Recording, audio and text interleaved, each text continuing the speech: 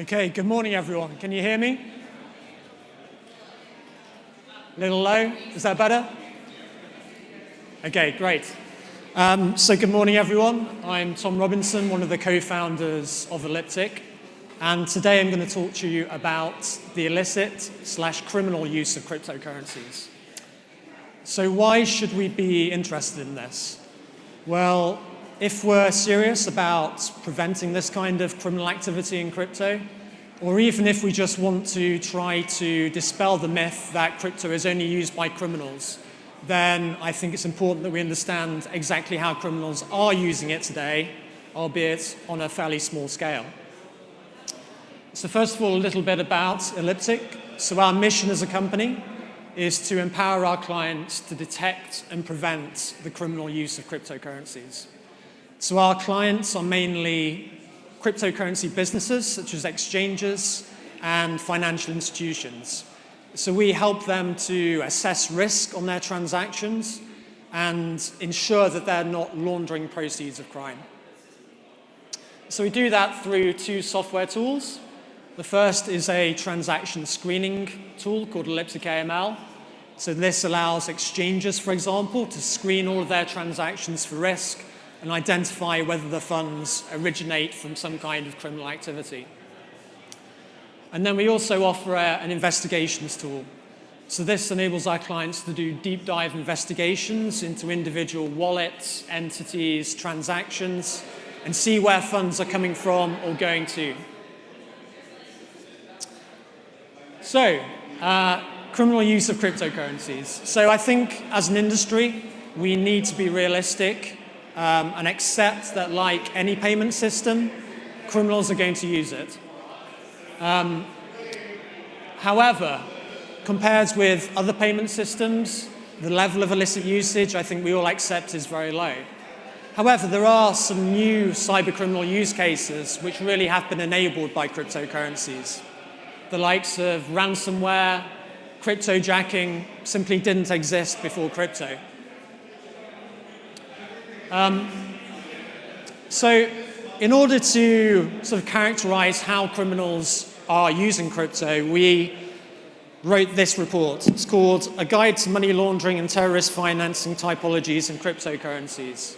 And so this lays out exactly how criminals are using crypto and how businesses such as exchanges can detect it and prevent it. And this is based on our own research, as well as discussions with cryptocurrency exchanges and law enforcement professionals. And today I want to go through 5 key trends and learnings that we have found in the course of writing this report. So first of all, typologies are increasing in complexity. So the ways that criminals use crypto and the way that they're trying to launder those proceeds are increasing in complexity as the kinds of products that are available within cryptocurrencies also increase in complexity. So it's no longer just about depositing your dark market proceeds as an exchange. There are debit cards products, there are ICO products, there are lending products, all of which can be combined by criminals in order to try and obfuscate the trail of the proceeds. Another key trend we're seeing is the use of money mules. So in traditional finance, a money mule is typically an individual who will receive proceeds of crime from a criminal and then send it on somewhere else on their behalf, usually in return for a fee. Although sometimes criminals also recruit money mules through online dating. And so they will meet somebody on an online dating site and basically get them to launder their funds for them for romantic reasons. So what we're starting to see in crypto is that money mules are starting to launder proceeds of crime through crypto services, be it crypto ATMs or crypto exchanges. And so one particular case study which illustrates both of these trends was the Carbonac incident. So this was a hacking group that developed some malware that was used to infiltrate the IT systems of banks all around the world. So around 100 banks were affected in 40 countries. And what this malware allowed the attackers to do is basically steal funds from these banks in a number of different ways. So first of all, it basically allowed them to arbitrarily change the account balances of people's accounts.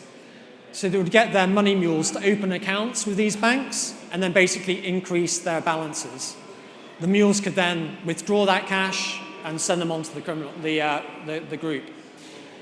They were also able to infiltrate their ATM systems. So what they're able to do was, at a specific time, make the ATM machines just spew cash.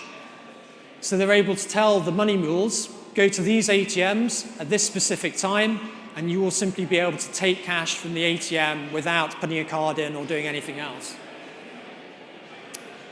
So what did those mules do next? Well, in a number of cases, they converted that cash into crypto. So they would deposit the cash, for instance, with their bank accounts, and then send the funds to an exchange, and then convert that into crypto. They then generally used debit cards linked to those accounts to buy a range of high-value luxury goods and services, especially luxury cars and even property. The third key theme we picked up on was that new types of criminal actor are now starting to use cryptocurrencies. So it's no longer small-scale narcotics dealers, it's organized crime groups, it's drug cartels are starting to use crypto as part of the money laundering process. We're even starting to see nation states use cryptocurrencies, and I'll discuss that in more detail in a moment. But one type of actor that is particularly interesting to us and which we've been following in some detail is terrorist groups and their use of crypto for terrorist financing. So the image you see here at the top is a screen grab from a video that was posted on a Telegram group by this group called Al-Sadaqah. And what the video showed was basically a terrorist training camp in Syria. And what they were saying was, look how bad our facilities are, look how little resources we have. If you want to better equip us, then send bitcoins to this address. So obviously we can track how much they received, and it was fairly small scale, a few $1,000s worth of crypto. And they posted a follow-up video a few weeks later, basically showing how they've been able to buy more resources, more equipment from these donations. But I think in terms of terrorist financing, there are three takeaways. First of all, it's all very small at the moment. The campaigns are sporadic. They don't tend to earn very much. There are generally better ways of raising funds than through crypto. They are also starting to experiment with privacy coins.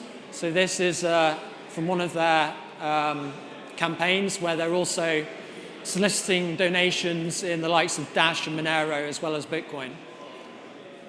And third, where we have seen a big uptake in fundraising is with right-wing extremist groups. So these groups are being off-boarded by the likes of PayPal, and they're looking to Bitcoin as an alternative to receive donations. One fairly high-profile campaign we were monitoring recently was by Al-Qassam Brigades. So this is the militant wing of Hamas, regarded as a terrorist group in the US and many other countries. And this demonstrated how these groups are becoming much more sophisticated, both on the technical side and the marketing side. So this campaign had its own dedicated website. It had a video showing you exactly which exchanges to go to buy your crypto, and what to do with that crypto in order to prevent it being traced back to you before you make a donation. And on the right-hand side, we have a screen grab from our software just showing us tracking the payments into and out of this campaign.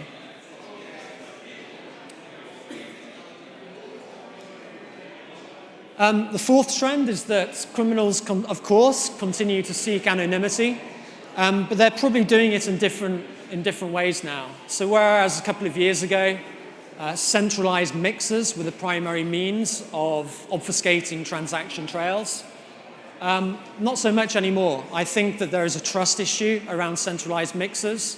There is a concern that they might do an exit scam, that they might actually be being run by law enforcement. And so we are seeing a switch towards privacy coins. Now, of course, it is, by their very nature, very difficult to quantify to what extent privacy coins are being used for criminal purposes. However, I think one good proxy is to track which dark marketplaces are using these currencies.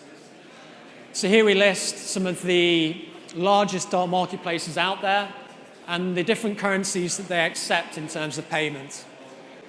Now, this is a little bit out of date. Some of these marketplaces don't exist following law enforcement takedowns, but I still think it's useful insight.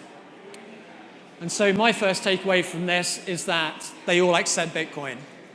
I think it's true to say that the majority of illicit use of cryptocurrencies is still in Bitcoin. And that's because it's simply the most liquid cryptocurrency out there. It's the easiest to use. It's the easiest to get hold of.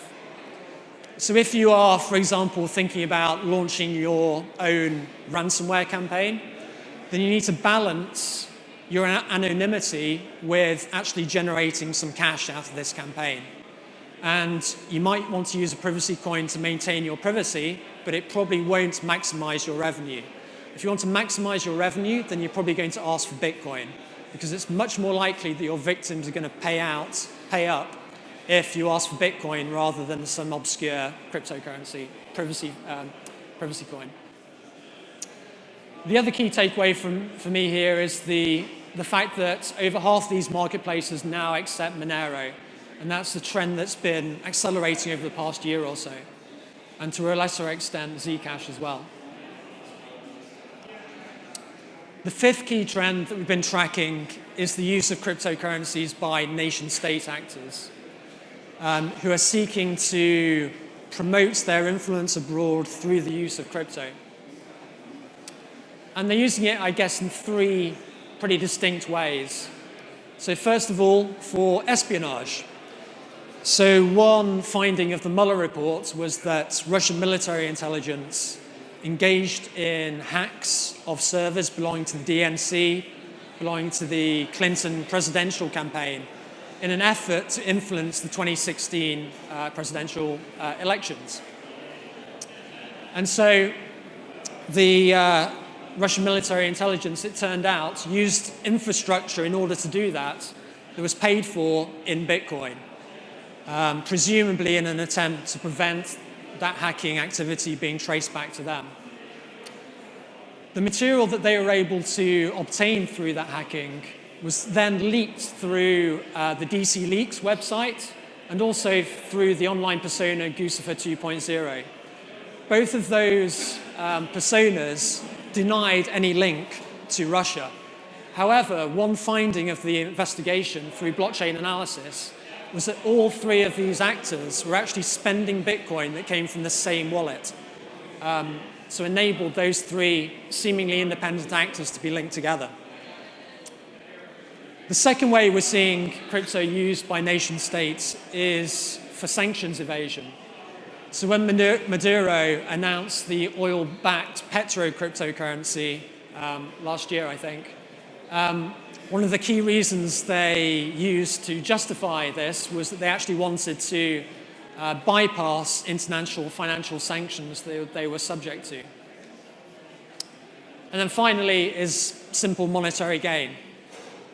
And again, this is particularly relevant to those countries which are currently under financial sanctions and in a desperate need of cash.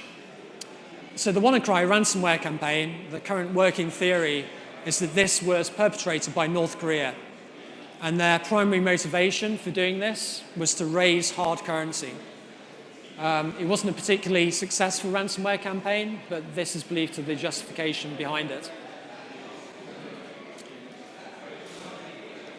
So, those are our 5 key takeaways. If you would like a copy of this report, then you can either go to this website and request one, or simply come to our booth in the exhibition area this afternoon.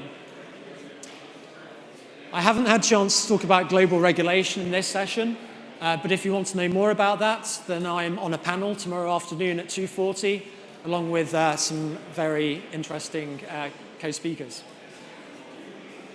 So, thank you very much for listening.